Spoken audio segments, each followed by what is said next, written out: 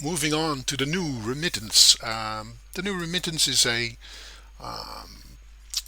new list that will show you how long an amount has been open. So, for instance, this invoice I've just created and it's just been open. So, you can imagine that this is a very valuable report to see who's late in paying.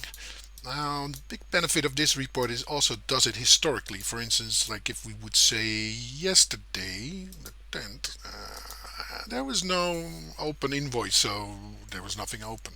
Now, in this example, I've also created a few invoices, sorry, one day before, that actually got paid later on. So at the 8th, there was an invoice that was not paid after this date because it was paid on the 9th, as you can see.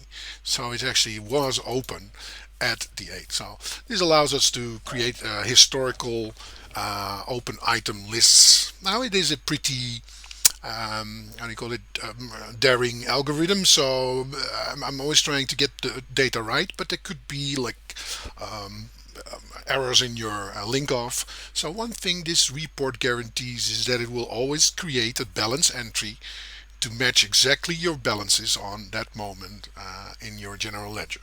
So whatever you had open in your general ledger, let's suppose something was wrong and there's a €2 difference, it will create an extra entry to correct that on your date of aging.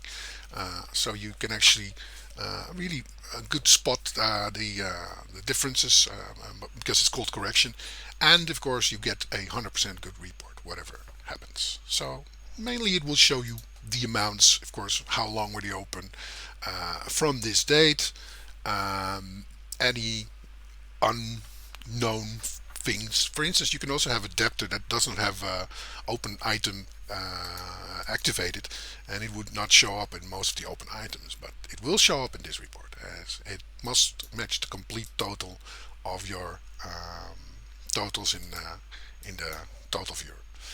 So, having said that, I think it's a very valuable asset to have in the program.